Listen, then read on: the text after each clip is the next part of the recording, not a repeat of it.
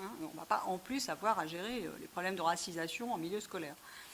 Donc, alors, je ne dis pas ça simplement de façon anecdotique ou conjoncturelle, parce qu'il me semble que c'est quelque chose qui s'est joué dans le temps long, c'est quelque chose qui s'est durablement installé. J'évoquais tout à l'heure le fait qu'il n'était pas possible, ou qu'il ne fallait pas insister sur le fait que c'était aussi le pourcentage d'immigrés qui déterminait le classement en ZEP. On préférait parler de la CSP des parents, hein, c'était quand même beaucoup plus soft. Et ça ne ferait pas, enfin, ça ne faisait fuir personne d'une certaine manière. Hein. Il n'y en avait pas qui se disaient, à partir de demain, je cherche un autre établissement pour mon enfant.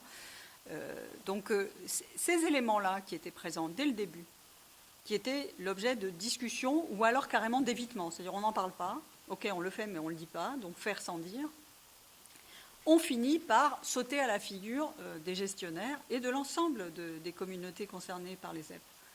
C'est revenu en boomerang, c'est une espèce de backlash assez violent, c'est qu'à ne pas vouloir admettre que les territoires dans lesquels les ZEP ont été mis en place et se sont efforcés de perdurer, à ne pas vouloir assumer que ces territoires-là étaient aussi des territoires où il y avait des formes de racisation, de racisme structurel et des formes de discrimination qui s'étaient complètement diffusées, avec un arrière-plan qui, à juste titre, comme tu le dis, les élèves ne le mobilisent pas, ils ne parlent pas de leur passé colonial, parce qu'eux, ils parlent de leur présent, enfin, c'est ce qu'ils vivent.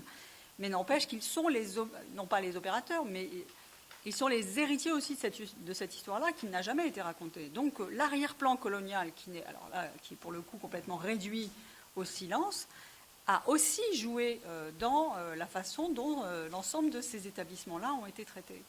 Et ce qui me semble très important aujourd'hui, c'est de parvenir à dire, à peut-être fournir ces éléments de diagnostic, à dessiner ce paysage-là pour pouvoir contrecarrer les tendances lourdes qui conduisent à ce qu'aujourd'hui on veuille se débarrasser, ou en tout cas on veuille affaiblir la dynamique des ZEP, si tant est qu'elle n'ait jamais été aussi énergique et puissante qu'on le voudrait.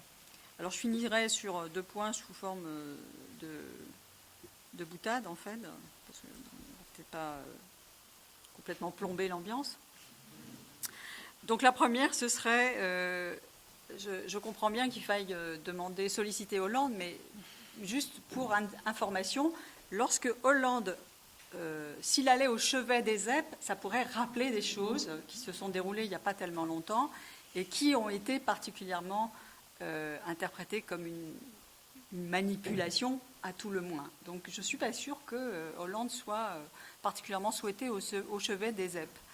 L'autre chose, c'est que j'aurais bien voulu savoir quels éléments vous avez sur ce que les candidats, puisqu'on est en période électorale, ont à dire sur les ZEP.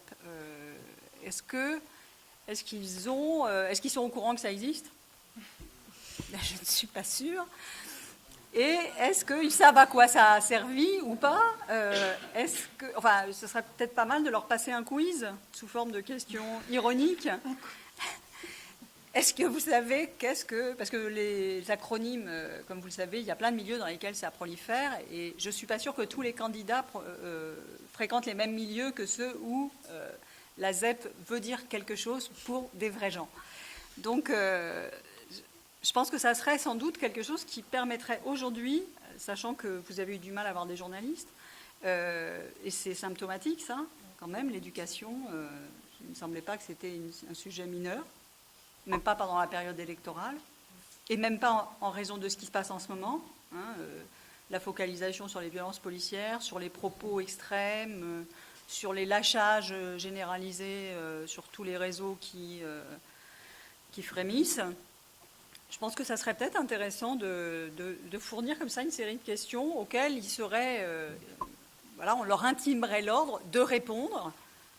Sinon, ils risquent fort de se voir perdre des voix, qui semble être la seule chasse en ce moment qui vaille, n'est-ce pas? C'est la chasse aux voix. Donc, qu'est-ce qu'ils auraient à dire utiliser les ZEP comme outil symptomatique de réflexion et de propositions responsables sur le domaine de l'éducation et sur une réorientation politique. Moi, je crois que ça s'imposerait quand même.